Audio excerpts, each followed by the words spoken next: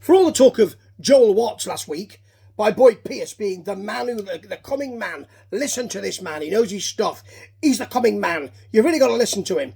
He's been replaced by his father this week on Mid-South Wrestling, which is from the 24th of May 1984. Notch Landing, Hall & Oates, etc., etc. And what we've got here, one of the big deals this week, is, and he holds it up, just Bill Watts, $50,000 check. Now, it's Mama Cornette's money. James E. Cornette has put that money up, and to get a chance of the title, the tag team title for his men, the Midnight Express versus the Rock and Roll Express, who won the titles in a really nefarious way. Because as I've said many times, the Midnight Express had it agreed that they wouldn't face the Rock and Roll Express. So the Rock and Roll Express, it seems, stole masks and outfits from Mr. Wrestling and Mr. Wrestling 2, and then unmasked and won the titles. And were allowed to keep them, even though they're the Rock and Roll Express. And they weren't supposed to.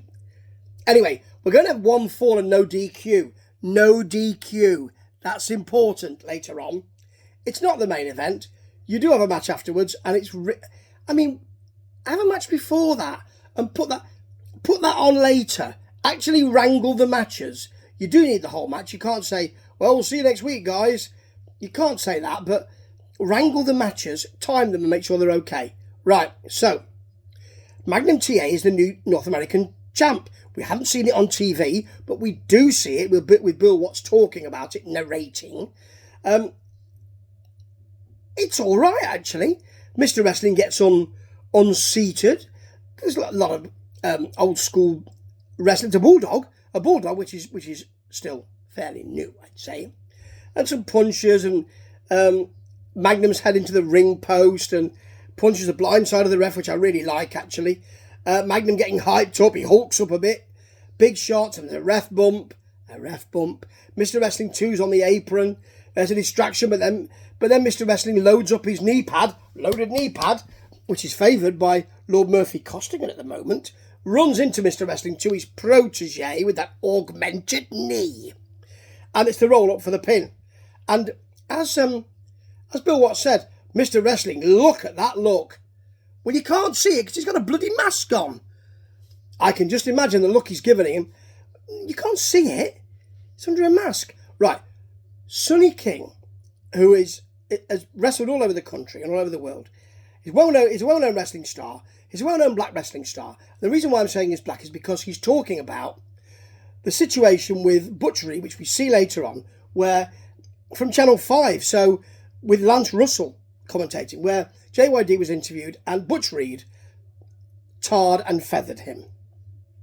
So I really like the way that Bill Watts does not talk about the racial nature of this, but Sonny King does, and that's great, actually. He talks about it in a heartfelt way. He's very intelligent. It's a beautifully done promo, actually.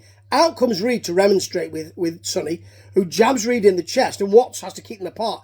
It's a really good promo, because although you see the tarring and feathering and JYD saying, don't worry about it, I'm okay, and playing it down, what you do get without seeing JYD is somebody commentating on it and taking it out of that, he's tarred and feathered him. That sort of thing. Really well done. Really, really well done. Beautifully done. Beautifully judged from Bill Watts. And beautifully done from Sonny King. Quite right. And from Butch Reed as well, who was there to do the rambunctious stuff. Right. Here are the Rock and Rolls versus the Midnight. Now, you'd expect this to be a great match, wouldn't you? And it isn't, because there's so much at stake. The 50,000, the titles, all the rest of it. And it's supposed to be such a big match. Not as big a match as the Super Date at the Superdome, of course. If you're unmarried and over 18, you can apply. And so there's a picture of yourself. Not that kind of picture, you naughty thing. Yeah, anyway, this is a big match. And consequently, they're just sort of... nothing's smooth in this. So after you've got good Barnum and Bailey stuff from Jim Cornette introducing them, you've got some hammerlocks traded, but it's too frenetic, really. Apparently the rock and rolls are fun to be around. They make you feel good, according to Bill. I don't know. There's a Robert Gibson drop kick.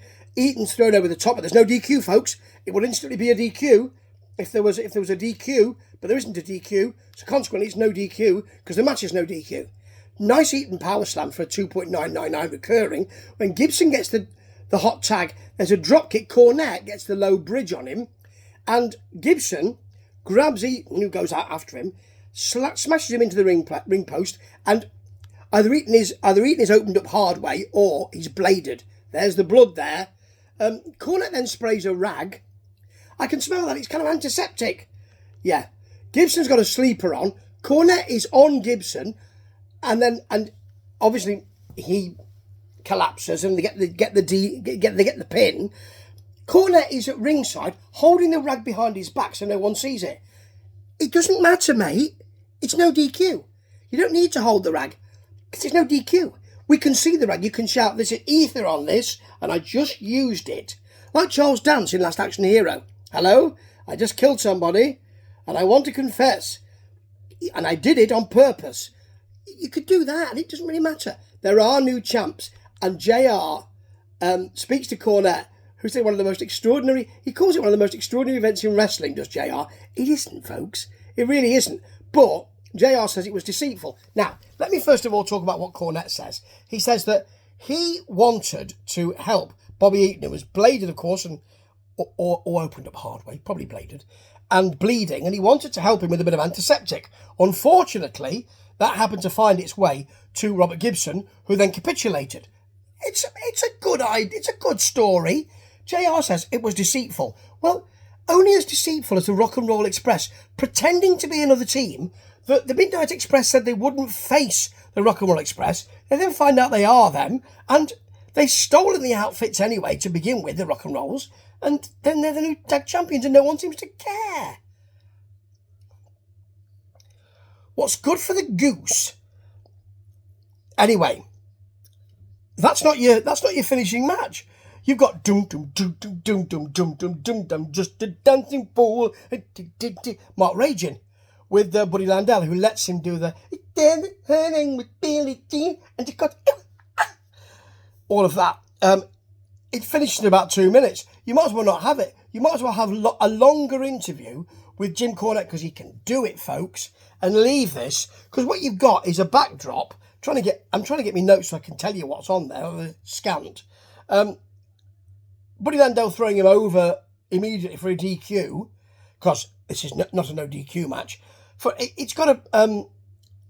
It's finished in about 2 minutes. He then slams him on the concrete, and Sonny King comes out to help, because he might well be a feature in Mid-South, and I'd like that. I like him a lot. And Mr. Wrestling 2 is then interviewed.